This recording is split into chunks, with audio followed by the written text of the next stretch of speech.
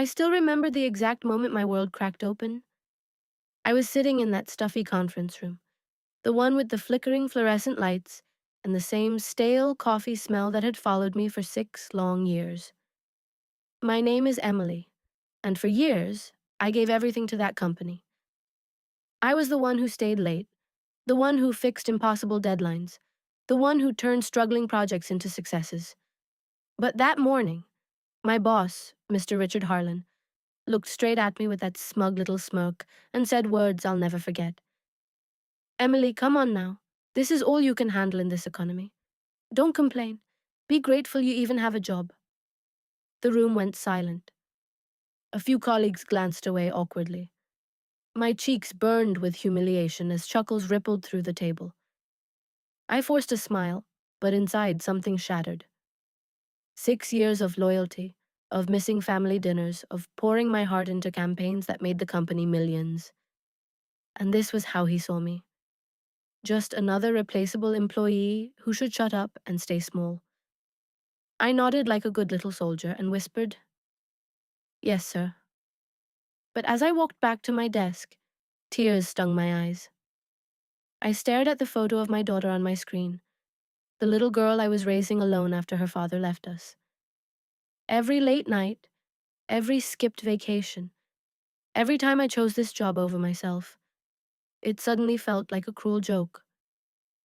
That night, I sat in my car in the parking lot for almost an hour, just crying.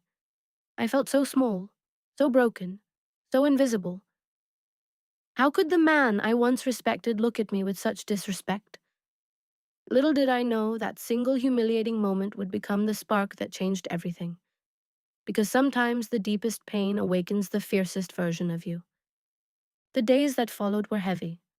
I threw myself into work even harder, hoping that if I proved my worth, maybe he would see me differently. But instead, things only got worse.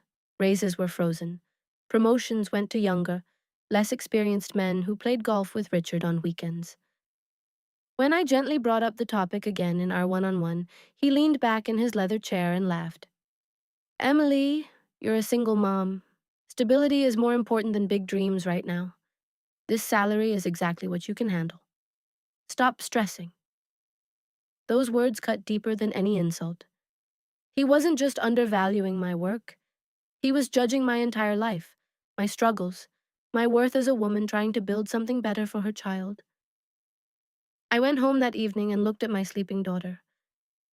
In that quiet moment, something shifted inside me. The pain turned into clarity.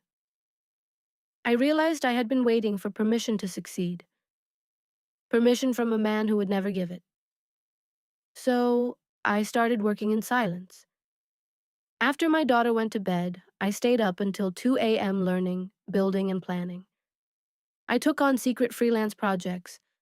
I refined skills I'd never been allowed to fully use at the company. I created systems, strategies, and connections no one at work knew about. Every insult from Richard became fuel. But the real heartbreak came 3 months later.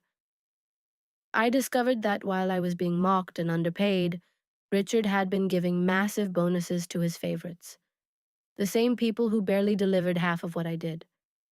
The betrayal felt personal. I had defended him. I had believed in the family culture he preached. I cried for 2 nights straight. Then I stopped crying. I stood up, looked at myself in the mirror, and made a promise. I would never let anyone make me feel small again. The quiet, heartbroken Emily was gone. A new version of me was waking up, stronger, sharper, and done waiting for scraps. I began building something of my own in the shadows. No one at the office knew, not even my closest work friends. I smiled through meetings, completed every task, and played the perfect employee while my secret plan grew stronger every single night. 6 months after that humiliating meeting, I was ready. I submitted my resignation on a Monday morning with a calm smile. Richard looked surprised, but waved it off with his usual arrogance. "Good luck out there, Emily. You'll see how tough it really is." What he didn't know was that I had already signed a major client, one of the company's biggest prospects that I had secretly nurtured for months. By the end of my first week on my own, I had secured contracts worth more than my entire previous annual salary. Then the real shock came. Two of the top performers on my old team, people Richard thought were loyal, reached out to me. They had watched how I was treated. They saw my quiet dignity. Within 3 weeks, 4 staff members had joined my new venture. The office was stunned. Productivity dropped. Projects started falling apart. Richard called me in a panic. "What did you do?" he demanded. I could hear the fear in his voice. I simply replied, "I finally decided I could handle more than you ever thought." The staff watched everything unfold. They saw me go from the woman who was publicly shamed to the woman who built something real. Some of them even congratulated me privately, admitting they wished they had my courage. Today, my company is thriving. My daughter sees her mother strong, independent, and respected. I no longer need anyone's permission to succeed. If there's one thing I want you to take from my story, it's this. Never let anyone, not a boss, not a partner, not anyone, put a limit on what you can handle. Sometimes the greatest revenge isn't loud or cruel. It's simply refusing to stay small. It's building a life so beautiful that your silence becomes the loudest statement. The pain they caused you, let it push you forward.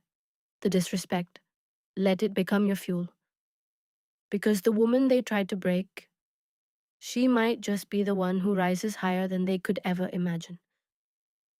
Thank you for listening to my story. If you've ever been underestimated, know that you're not alone. And your comeback might be closer than you think.